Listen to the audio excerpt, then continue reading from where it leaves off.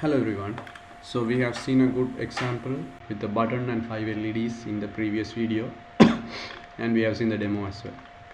Okay, so now we will see a small hack in this follow and see how we can implement it. Okay, with the same scenario. Let's have the same scenario.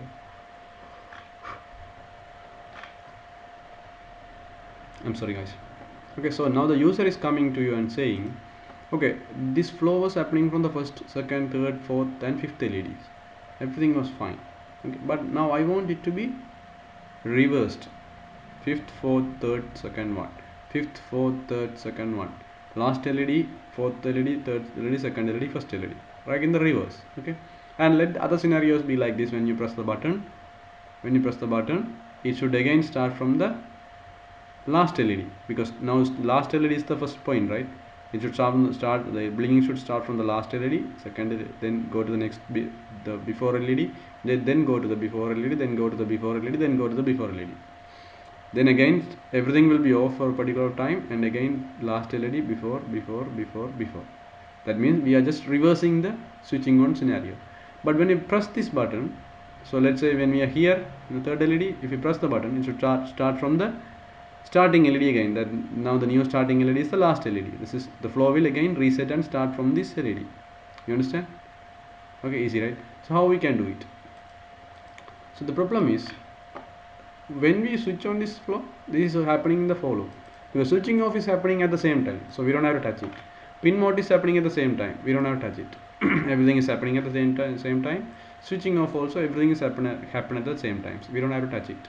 So only we have to touch the switching on flow, so that the for loop is responsible for.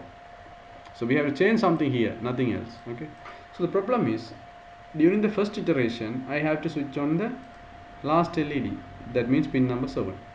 Okay, so how do I switch on an LED during an iteration? Using this line. In this line, I value is the LED value. Okay, so in the first iteration, what is the I value in this line? It is 3, but now I want it to be the last LED. That means initially I value should be the last LED value. So what is the last LED value? 7. Okay, so during the first iteration I value should be 7. Okay, then in the next iteration I value should be before that. What is that? 6. Then iteration I value should be 5.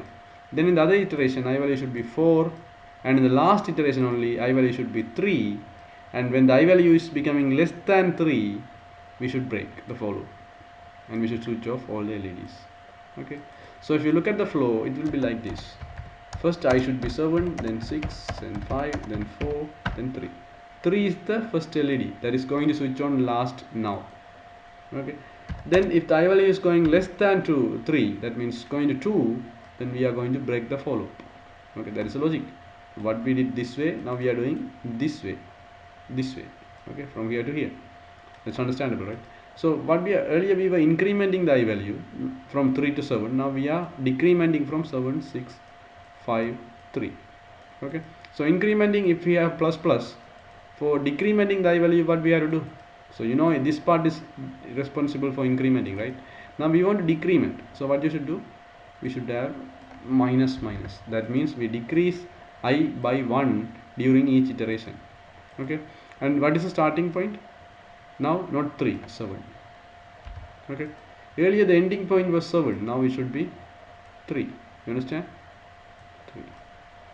And another thing we have to see, this earlier, since we are starting from 3 and went to 7, so we said everything that is greater than 7, so less than 7 should be included.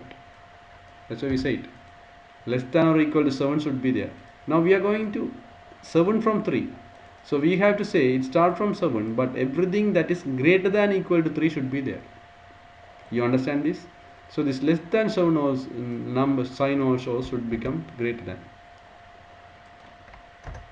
Okay, if this is too fast, let me copy this and explain you how this works quickly. Okay, this part. Okay, right. So I'll take it and paste it here, and this is my follow. So, and I'm saying, okay, digital write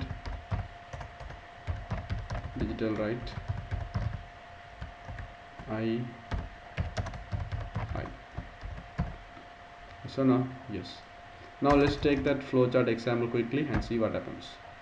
So for this particular I value, particular for loop, okay, for this particular for loop, for this particular for loop, what is the initial value now? I is equal to 7 according to my code.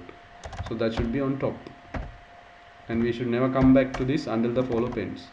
Initially we just initialize it as 7, that's all. And what should be the condition? The middle part should be the condition, and I changed it as I is greater than equal to 3, not less than or equal to 7, now greater than equal to 3. So I start from 7 and it is going to go towards 3.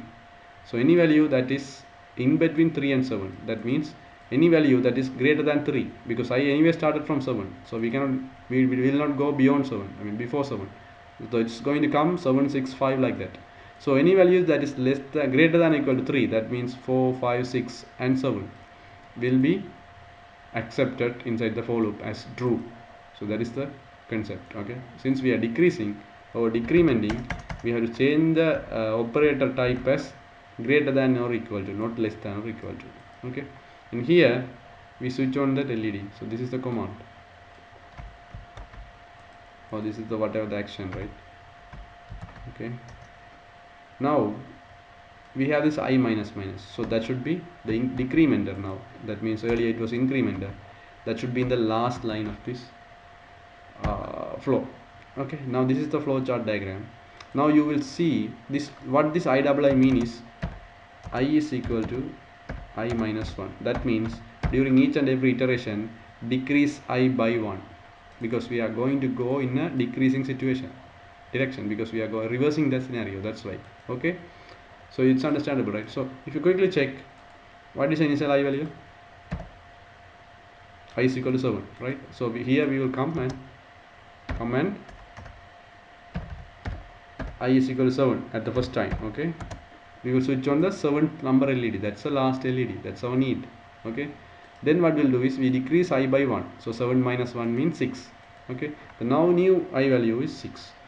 So when the I value is 6, we will not go here, we will just come here and see 6 is greater than or equal to 3. That is true, obviously true. Okay, so we will get inside this for loop since it is true, and we will do what is in this line.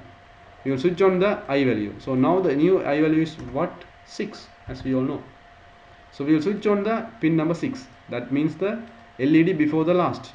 Okay, again we will decrease the I by 1. So the new I value is now 5. 5 is greater than 3 is true, greater than or equal to 3 is true. So we will come and we will switch on pin number 5, that is 2 LEDs before the last one. Okay, then again we decrease the I by 1, new I is 4.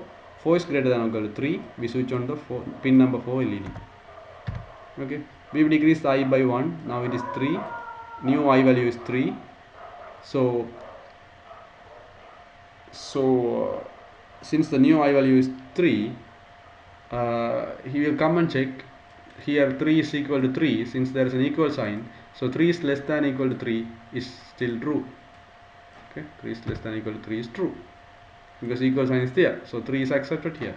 Okay, so again we come in here and we switch on the I value. So what is I value now? 3. So pin number 3 also, that means the first LED that is going to be switched on last as the last one. Now this also switched on. Now I will be decremented further, and I is 2, and this for loop become false because 2 will not satisfy this condition. 2 is not greater than equal to 3. Okay, then since this is false, this for loop will break and we will come out of this for loop. So now you have seen 7, 6, 5, 4, 3 order, we have switched on the LEDs. Okay, so that's the order we wanted here. For number 2 it will break, the loop will break. Okay, so in another word, the reverse will happen. That is what we wanted. Okay, you understand the code, how we did it? Just changing. Okay, if you didn't understand, just rewatch the video, guys. In the next video we will do a quick demo and see whether this thing really works or not. Until then, guys, stay safe.